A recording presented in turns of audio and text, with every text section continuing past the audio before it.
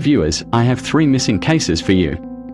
It would be great if you could leave a comment on your thoughts of why they went missing. Maybe your view may help solve these cases. After all, someone out there must know something. Is it you? Karen Spencer, age 17, was last seen exiting a car along the Miami Township, Ohio highway on December 29, 1989. Karen had been staying with her brother, Curtis, and his wife, Christy, at their apartment. She was helping them prepare to move to Florida. Plans were in place for Karen to relocate with them. On the night of Karen's disappearance, a fight had occurred between Curtis and Christy stated that she would not be going with her husband to Florida. Karen and Christy left the apartment, getting into Christy's car with Karen at the wheel. The two began arguing. The argument led to Karen pulling over and exiting the car angrily along Interstate 275, between the exits of Montgomery Road and Route 28, at about 3 a.m. According to Christy, Karen began walking north after she left her sister-in-law's vehicle. Christy drove 3 miles to the nearest interchange, then turned around and went back looking for Karen, but didn't see her. She has not been heard from again. In 1990, an accountant named Kate Harner was watching the news and saw a photograph of Karen in a segment about her disappearance. She contacted police and told them she'd offered a ride to a girl she'd seen walking alone on Interstate 275. The girl was walking southbound, in the opposite direction of her sister-in-law's recollection of her heading north after exiting the car. Harner was certain that Karen was the girl she had seen. Although the girl believed to be Karen declined her offer of a ride, Harner noticed a red pickup truck pulling in front of the girl. The girl appeared to recognize the driver. She smiled and was last observed talking to the young male through a rolled-down window. The truck may have had Kentucky plates. In February 2000, a family received a disturbing call from an unknown person, stating that Karen was buried in Renfro Valley, Kentucky. The recipient of the phone call did not know Karen and was unaware of her case, but contacted police to report the bizarre call. It was surmised that the caller had intended to call Karen's parents, but misdialed. The call was traced to a payphone at a BP gas station in Hamilton, Ohio. The call was found to be a hoax. Police questioned a man who admitted to having seen Karen on the night in question. He stated that he had been driving a red Datsun B310, and that he had stopped to offer his help to both Karen and Christy. He denied any involvement in her disappearance, but police have noted that his statements over the years do not add up. Diane and Richard Spencer believe Karen is dead, and the unidentified man is responsible. Diane said his car got cleaned up twice that day, tried to get it cleaned up, and disappeared after that day. It was never sold, never went to a junkyard for a salvage title. There have been many other reports about this mystery man. Authorities said the man gave inconsistent statements in the case.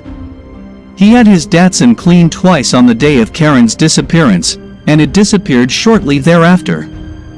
It's not clear what happened to the car. There's no record of it being sold, but the auto insurance for it was canceled, and it has not been seen since. The Datsun's owner did pass a polygraph, but FBI behavioral scientists who later reviewed the polygraph results stated they believe the man was manipulating the test. A friend of the man claims he spoke about Karen's disappearance before she was reported missing. A woman driving the same night on Interstate 275 claimed that she offered a ride to a young woman fitting Karen's description sometime later in the early morning hours. According to the witness, the girl appeared to be cold and was walking along the road at a brisk pace and headed southbound. This would contradict Christy's statement, which said that Karen was walking in the opposite direction when she last saw her. In 1993, a truck driver from Miami Township told police he had seen a man with a truck burying a woman's body near Lake Isabella in late December 1989. He recognized the dead woman as Karen when he saw a missing child poster for her. The truck driver led authorities to the alleged gravesite, but extensive searches turned up no evidence that anybody had been buried there. Karen was a senior at Reading High School, and was employed by Frisch's restaurant as a waitress. She had only $7 with her when she vanished, and never picked up her paycheck. Her parents described her as someone who would not have gone willingly, and who would have fought back against an assailant. Law enforcement states that they are convinced the man they have questioned is responsible for Karen's disappearance, adding that his read Datsun vanished at the same time she did. He has not been arrested though, because they feel they don't have enough evidence to ensure a conviction. The police continue to ask for information that will lead to the evidence necessary for an arrest, but they don't reveal who the guy is. Since this is believed to have been a stranger abduction, people who knew this man and might have seen things wouldn't likely know Karen. There is a problem here. The police have not released any names associated with Karen's disappearance. How are people supposed to know that anything they saw could be relevant to Karen's case if they don't know who he is? Heck, the car might have ended up in someone else's possession, and that person would have no idea that he was linked to abduction and homicide. So many questions not answered here. What are the police tactics? The Spencers are pleading for the public to come forward with something solid that will bring closure to a mystery a quarter century old. Somebody out there knows something, Diane said. Is it you?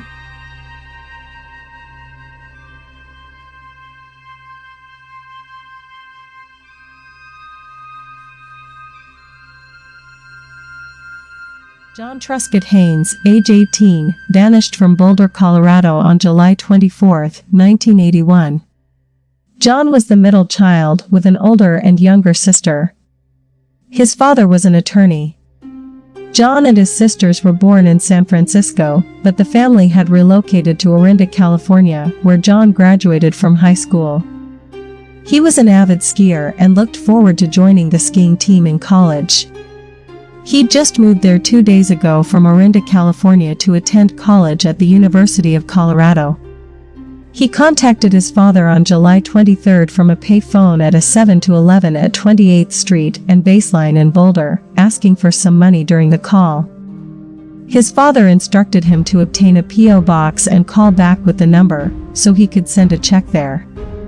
Jon called a friend sometime on July 24 from the small town of Nederland, but never contacted his father as promised. The call to his friend was the last time he was heard from.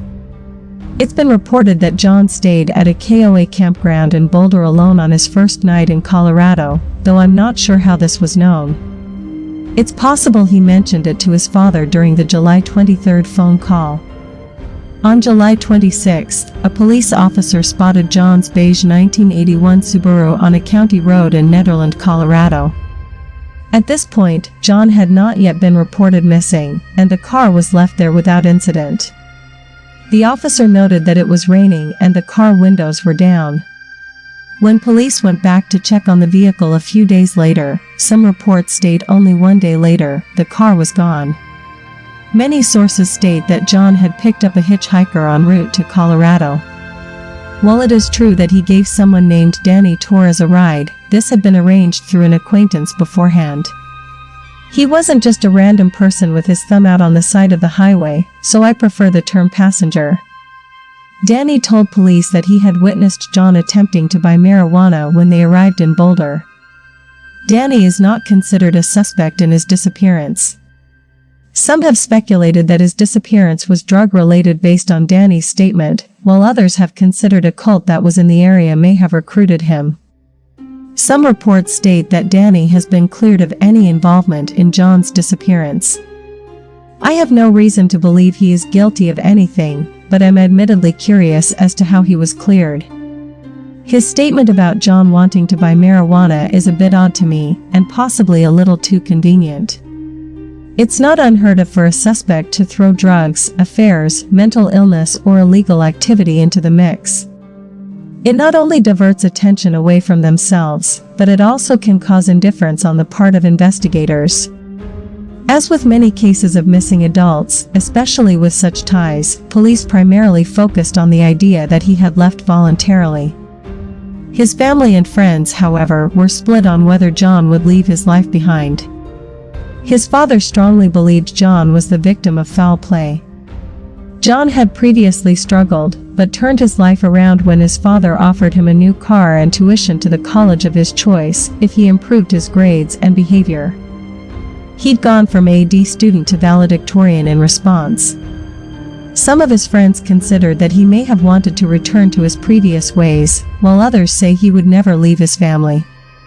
Jon has been declared legally dead, and his car, with California license plate 1CPK105, has never been recovered.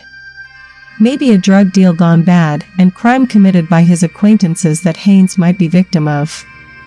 The fact that his car was left for a short time off of a county road in mountainous part of Boulder, unoccupied and with its windows opened, and after it disappeared never to be found again, supports the theory that Haynes might be dead. His murderers could drive in his car to the mountains in order to dump Haynes's body. The sheriff's deputy might have seen the car just in time when murderers were hiding his body, and after it's done they probably disposed the car itself. There is still a possibility that hitchhiker Danny Torres knows more about Haynes's fate, because is he the last known person to see Haynes and aware of his drug-related acquaintances? But Torres is not considered a suspect. Some of Haynes's friends say that there was a possibility for him to stage his own disappearance. Maybe he would do that in order to be able to continue with his drug-related lifestyle and live amongst people who share his interests. If he actually did that, there is also a possibility that he died or was killed sometime after his disappearance. The less probable, especially because of the amount of time passed, but still not impossible, is that Haynes is still alive and does not want to have contact with his family. I do not think that he joined a religious cult that some say was active in the area. People who hang around religious cults usually let others know what they are in or show some signs of brainwashing before they cut all contact with their families and friends. These are just hypothetical theories. What I do know, someone must know something. Is it you?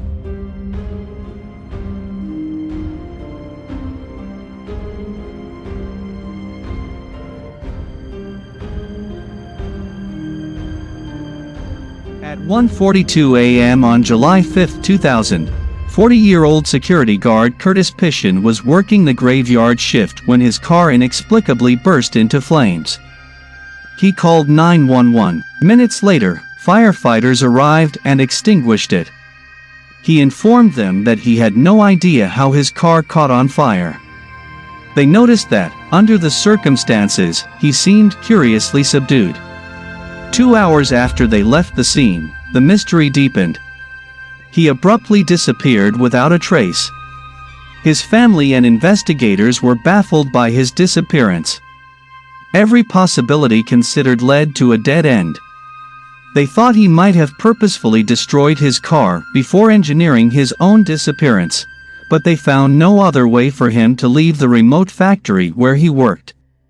They considered suicide, but no body was found. They also believed that he could have been abducted, but there was no evidence to support that conclusion. For 10 years, Curtis cherished his career as a police officer for the Concord Police Department. Then, he was stricken by multiple sclerosis, a painful muscular disorder that severely limited his mobility.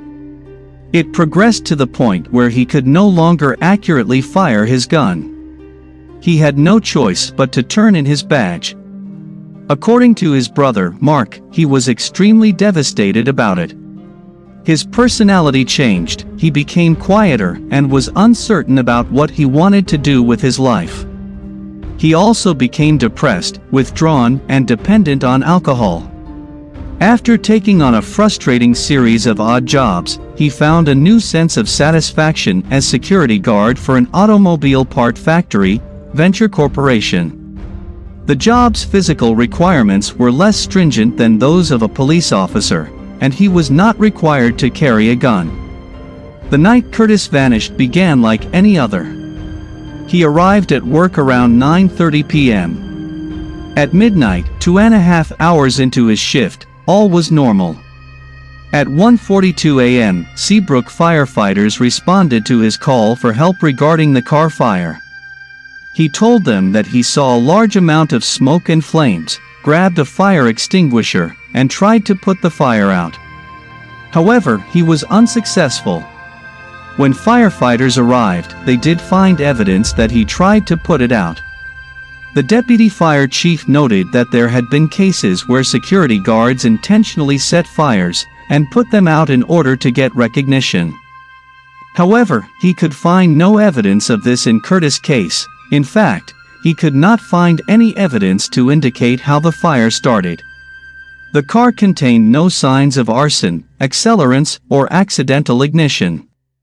The firefighters that talked to Curtis found that he was totally accepting of what happened and did not appear upset. This was especially strange because his car had been cluttered with many of his possessions. His family said that he had the odd habit of using it to store what he treasured most. They were surprised that he was not upset about the fire. At 2 a.m., Curtis made his last entry in his log book, writing about the car fire. 2.5 hours after the fire was extinguished, the factory security supervisor checked on Curtis. He said that he was okay. The supervisor left at 3:25 a.m. 20 minutes later, at 3:45 a.m., a factory worker noticed that Curtis was missing.